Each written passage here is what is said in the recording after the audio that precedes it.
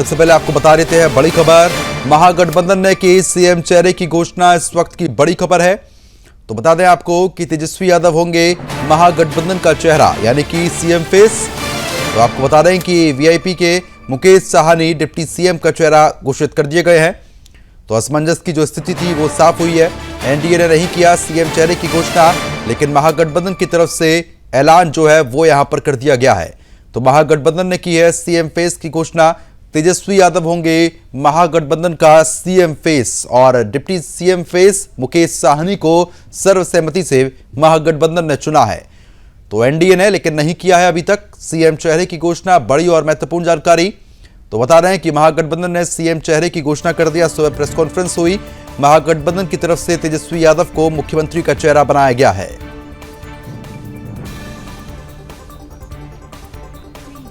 तो तस्वीरें देखिए, प्रेस वार्ता यहां पर की गई थी।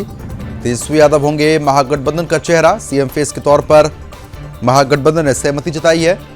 मुकेश साहनी डिप्टी सीएम का चेहरा होंगे। अगर महागठबंधन की जीत होती है तो फिलहाल सीएम फेस रहेंगे तेजस्वी यादव। तो महागठबंधन ने सीएम चेहरे की घोषणा कर दी है। तस्वीरें आपको लगातार दिखा रहे हैं। अशोक गहलोत भी यहां पर बैठे हुए हैं। अशोक गहलोत ने भी लालू यादव से मुलाकात की थी। असमंजस की जो स्थिति बनी हुई थी, क्योंकि कांग्रेस लगातार अपनी मांग रख रही थी, उस पर सहमति जताई गई और सहमति जताने के बाद फिलहाल सहमति से ये निर्णय जो है वो यहां पर लिया गया है। तो महागठबंधन ने सीएम चेहरे की घोषणा जो है वो यहां पर कर दी है। तेजस्वी यादव होंगे महागठबंधन का चेहरा।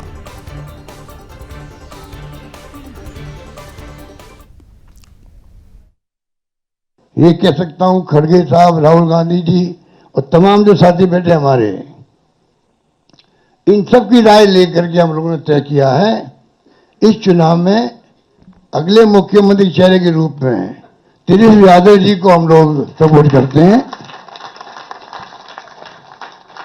जो एक नौजवान है, लंबा फ्यूचर है इनके साथ में, और मेरा अनुभव से मैं कह सकता हूं जिसका लंबा फ्यूचर होता है पब्लिक उनको साथ देती है। ये नौजवान है, कमिटमेंट रखते हैं।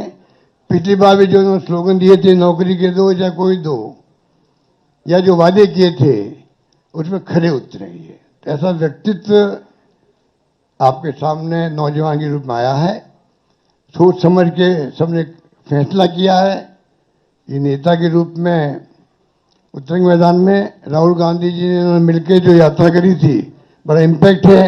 आने वाले वक्त में इनके अलावा राहुल जी भी आएंगे और नेता आएंगे, प्रियंका जी भी आएगी, सब नेता आएंगे और हम सब जो बैठे स्टेज पर सब मिलकर संकल्प किए हुए हैं कि जो हालात देश के हैं, देश हित के अंदर और देश चाहता है उसके अनुसार हम चाहेंगे कि बिहार में ये जो लंबे समय तक नीतीश कुमार जी रहे हैं सत्ता में, अब कुछ कर नहीं पा रहे। अब तो हम पूछना चाहते हैं अमित शाह जी से, इनकी पार्टी के अध्यक्ष जी से, क्या बताइए, हमारा नेता तो हो गया तेजस्वी यादव, आपका नेता कौन है बता दीजिए। ठीक कहा अशोक गहलोत जी ने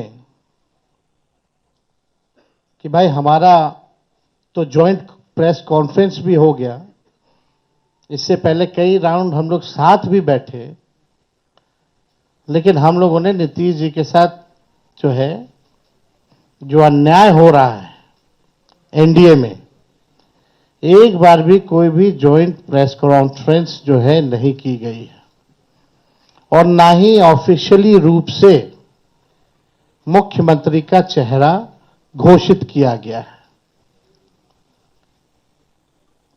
तो हम लोग तो शुरू दिन से ही कह रहे थे कि भाजपा के लोग नीतीश जी को दोबारा मुख्यमंत्री नहीं बनाएंगे, और इस पे और किसी ने मुहर नहीं लगाया है, बल्कि अमित शाह जी ने एक बार नहीं कई बार इस बात को बोला है कि विधायक दल की जो संख्या होगी वो तय करेगा। लेकिन अमित शाह जी से हम जानना चाहेंगे, महागठबंधन ने अपना ऐलान जो है सीएम फेस को लेकर यहां पर कर दिया है। खबर पर अपडेट के साथ सौरभ तिवारी हमारे साथ जुड़ चुके हैं। सौरभ, क्योंकि जिस तरीके से सस्पेंस लगातार बरकरार था, लेकिन अब से कुछ देर पहले वो सस्पेंस अब खत्म हो चुका है, तेजस्वी यादव को लेकर ऐलान कर दिया गया है। किस तरीके की स्थिति अभी बन सकती है?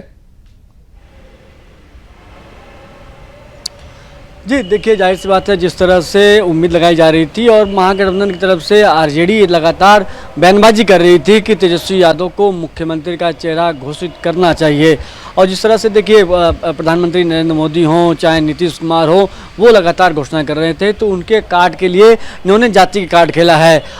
बिहार में अगर मुसलमानों की संख्या अगर माने तो 18% मुसलमान हैं, 14% यादव है, यानी 32% जो महागठबंधन खासतौर से आरजेडी की बात की जाए तो ये अपना वोट बैंक मानती है कि 32% पर उनका अधिकार है। और जिस तरह से मुकेश सहनी को उन्होंने डिप्टी सीएम घोषित किया है तो लगभग 3% उनके कास्ट के लोग हैं।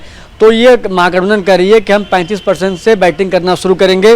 अब जो एनडीए है वो अपना बताया कि नीतीश कुमार के नेतृत्व में चुनाव लड़ रहे हैं, तो क्या नीतीश कुमार को ही मुख्यमंत्री घोषित करेंगे। तो जाहिर सी बात है, जिस तरह से राज्य सरकार ने 10,000 रुपये महिलाओं को देने की बात कही थी, तो उसके काउंटर में कल आपने देखा होगा कि जीविका दीदी जो है उनको 30,000 रुपये देने की बात करी है। तो तेजस्वी यादव जानते हैं कि अगर वो 5 साल पिछड़ जाएंगे तो उनकी जो पार्टी है वो पूरी तरह से ख़त्म हो जाएगी। क्योंकि अगर भारतीय जनता पार्टी की बात की जाए, नीतीश कुमार की बात की जाए, पांच जो दलों का गठबंधन है वो इसमें मजबूत है। तो उसके विकल्प के रूप में तेजस्वी यादव को कांग्रेस के जो बड़े नेता हैं अशोक गहलोत, जिनको संकट मोचक माना जाता है, अशोक गहलोत, पवन खेड़ा भी आए हुए थे और उस प्रेस कॉन्फ्रेंस में अशोक गहलोत ने घोषित किया कि तेजस्वी यादव युवा हैं और उन्होंने कहा था कि 20 दिन में वो घोषणा करेंगे हर घर के सरकारी नौकरी देने की, भले दे चाहे ना दें, क्योंकि 23 लाख जो लोग हैं बिहार में, सरकारी कर्मचारी भी 23 लाख हैं और बात कर रहे हैं 2.5 करोड़ लोगों को रोजगार देने की। तो ये कहां से देंगे तेजस्वी यादव जानते हैं। तो लेकिन जाहिर सी बात है कि उन्होंने जो कार्ड खेल रहे हैं, लगातार घोषणाएं पे घोषणाएं कर रहे हैं, तो इसका असर भी चुनाव में उनको लाभ मिलता हुआ दिखाई दे रहा है। बिल्कुल, क्योंकि लेकिन सौरभ, खास बात यह है कि बड़े ऐलान जो है गठबंधन की तरफ से यहाँ पर हुए हैं, चाहे सरकारी नौकरी को लेकर हो या फिर सीएम दीदियों को लेकर जो सैलरी देने की यहाँ पर बात की गई है, वो किस तरीके से पूरी होंगी, क्योंकि हर घर सरकारी नौकरी किस तरीके से दी जा सकती है, ये सिर्फ वादे हैं या चुनावी जुमले यहाँ पर देखने को मिल रहे हैं। जी देखिए, वाकई ये चुनावी जुमला तो है ही है प्रद्युम्न, कि जिस तरह से अभी मैंने बताया आपको कि 23 लाख बिहार में सरकारी कर्मचारी हैं। अगर 2.5 करोड़, अगर मान के चलिए हर घर से अगर 2.5 करोड़ एक औसत अनुमान हम निकालते हैं, तो कहाँ से आप 2.5 करोड़ रुपये लोगों को आप रोजगार, सरकारी रोजगार देंगे, उनकी सैलरी कहाँ से देंगे आप, केंद्र सरकार कितना पैसा देगी आपको। तो बीजेपी, देखिए बीजेपी उसको काउंटर ठीक से करना चाहिए था, लेकिन बीजेपी क्या कर रही है कि नौवां फेल तेजस्वी यादव हैं, वो उनको पता नहीं है, कुछ भी बोल देते हैं, उनका दोष नहीं है।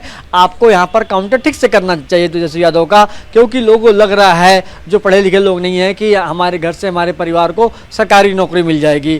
तो इसका काउंटर भारतीय जनता पार्टी करने की कोशिश कर रही है और भारतीय जनता पार्टी को उम्मीद है, कई बड़े नेताओं से हमारी बातचीत हुई कि प्रधानमंत्री की कल से समाएं हो रही हैं और युवाओं के सबसे बड़े नेता हैं, युवा प्रधानमंत्री से आकर्षित होता है। जब प्रधानमंत्री बोलेंगे, प्रधानमंत्री जब भरोसा दिलाएंगे, तो जो युवा है वो भारतीय जनता पार्टी से कनेक्ट होगा। बिल्कुल सौरभ, क्योंकि जिस तरीके की परिस्थिति यहाँ पर बनी हुई है, अब ऐसे में प्रधानमंत्री की सभाएं देखने को मिलेंगी, तैयारी लगातार अब एनडीए भी कर रही है, तो महागठबंधन की भी तैयारी चल रही है। लेकिन जिस तरीके से जेएमएम जो अलग हुई है, उसके बाद कहीं ना कहीं महागठबंधन पर असर तो पड़ेगा। जी देखिए, जेएमएम की अगर बात की जाए तो उसका कोई बड़ा जनाधार बिहार में नहीं है। झारखंड से सटे कुछ सीटें हैं, वहाँ पर उसका प्रभाव है, लेकिन जिस तरह से झारखंड में उसने पुनः बात कही है कि हम सर्वेक्षण पुनः करेंगे कि क्या जो आरजेडी है उसको इस गठबंधन में रखना है कि नहीं रखना है, कांग्रेस से भी नाराज है। तो वो अभी देखिए चुनाव की गर्मी है तो बयानबाजी कर रही है, क्योंकि जो हेमंत सोरेन ने, मुख्यमंत्री जेएमएम के बड़े नेता हैं, अध्यक्ष हैं, वो जानते हैं कि महागठबंधन को मजबूत करना है, अगर भारतीय जनता पार्टी से मुकाबला करना है तो आपको आरजेडी और कांग्रेस का साथ लेना है। लेकिन चुनाव की गर्मी के बीच में अपने कार्यकर्ताओं का मनोबल बढ़ा रहे जो बिहार में उनके कार्यकर्ता हैं, तो इसलिए उन्होंने कही कि हम इस पर समीक्षा करेंगे कि जो झारखंड में सरकार चल रही है तो इसकी, लेकिन इसका कोई खास बड़ा असर बिहार की राजनीति में देखने को नहीं मिल रहा है। चलिए ठीक है सौरभ, बहुत बहुत शुक्रिया तमाम जानकारी हमारे साथ साझा करने के लिए। तो फिलहाल अभी के लिए सिर्फ इतना ही, नमस्कार।